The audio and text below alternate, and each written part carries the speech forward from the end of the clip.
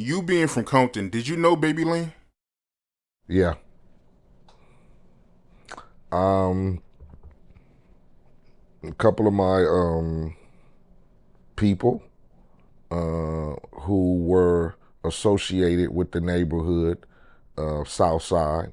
Um, I used to be friends with a cat named Dirter, rest in peace, when I went to Dominguez High School. So I used to hang a little bit in South Side because of um, my friends, Buki, a couple of friends I had who were relatives of these cats from the South. So I knew of Baby Lane. So yeah. How was he as a person? Um I mean, I couldn't actually speak on that because from what the impressions I got, we were all just young, teenage dudes trying to find our way.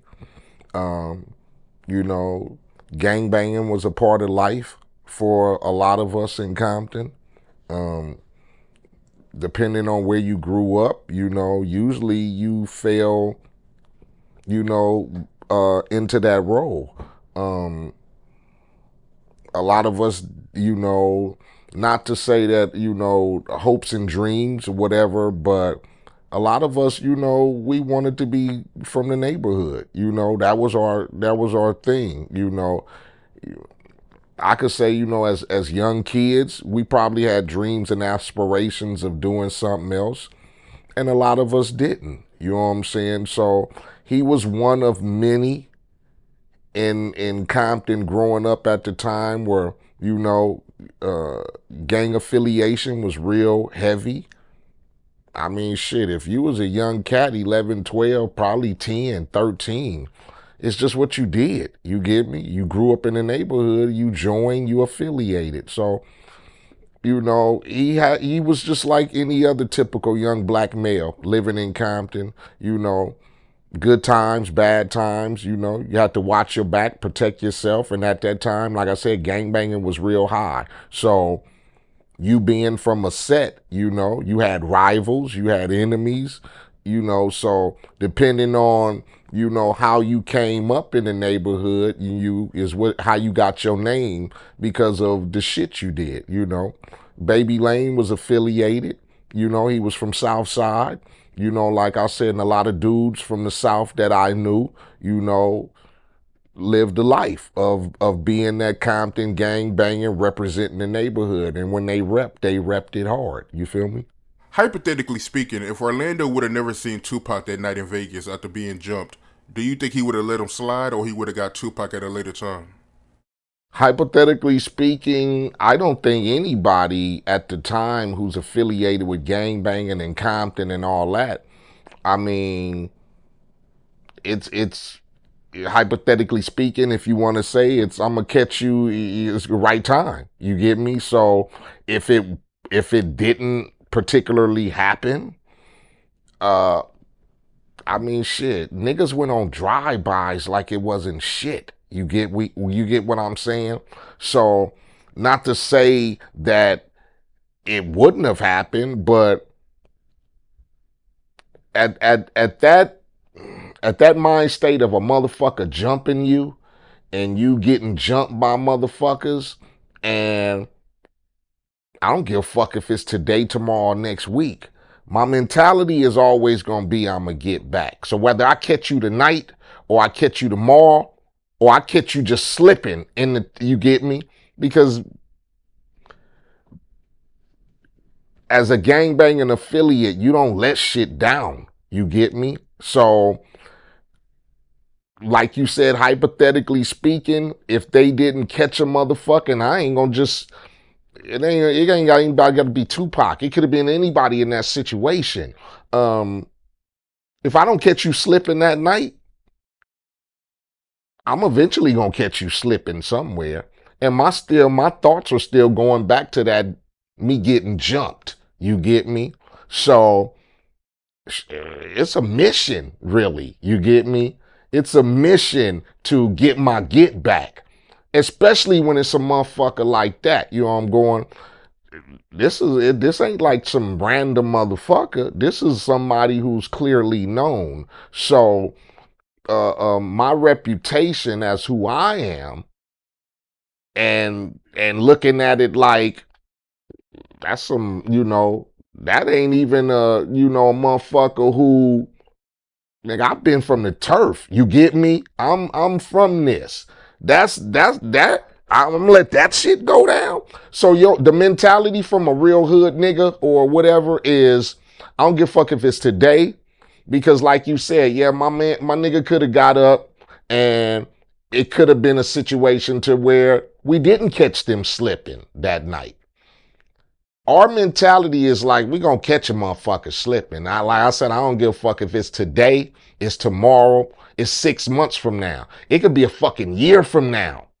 My mind state from this hood shit is, unless niggas mature. Now, maturity brings different shit.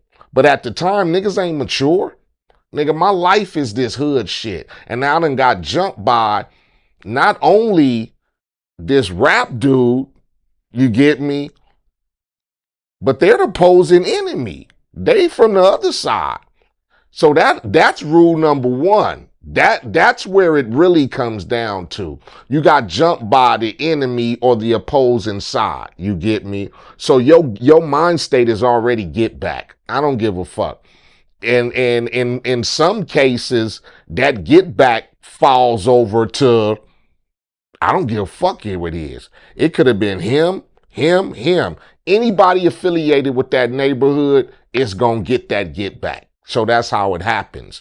So hypothetically, yeah, if you get caught slipping, you're going to get caught slipping. Right, so pretty much Orlando, he wasn't going to let Tupac slide with that. He was going to get his revenge sooner or later for what Tupac did to him. No, like I said, you get me? It just, if you look at what typically happens today with the rappers and the shit and how these youngsters get back, I mean, the way I was affiliated and gangbanging and all that shit,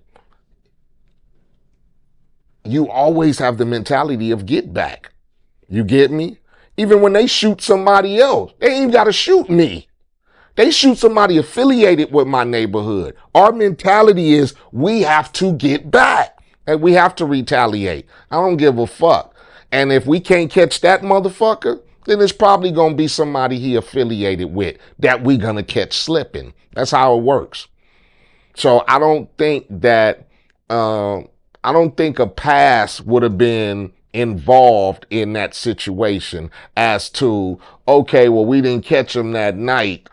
Fuck it. It's done with. I got jumped. No, not when you from the hub city. And not when you from anywhere, when you supposed to be in that lifestyle, and you don't let the enemy do that shit. You have to get your get back in your retaliation. It could have been Tupac. It could have been Six Pack. It could have been whatever. You get me? The motherfucking mentality is when you in this neighborhood shit and you gang banging and niggas step to you, you can't, that's showing that you weak from the hood then. Why we want a nigga affiliated and representing the hood when these niggas just, that's like my nigga Old Dog in the movie.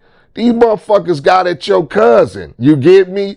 And nigga, you don't want to you got to get back. I don't give a fuck. So yeah, it would have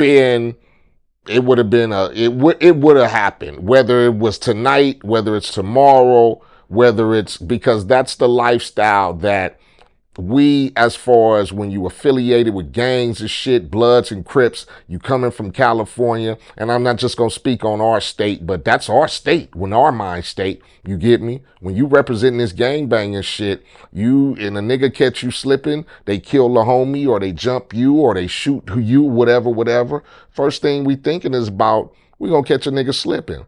And luckily, it was same place, same time. Because usually a motherfuckers be like, all right, chill. We gonna get at them because we do the shit now. Motherfuckers gonna automatically associate it back to us. You get me? But you can't call that. I mean, you could be thinking, oh, fuck that shit, man. Let's just ride back to the crib or we finna hit that whatever. And you see a motherfucker pull up next to you. Your mentality is, oh shit. You get me? Oh shit. Like, it's now or never. Fuck it. It's now or never. So there you go.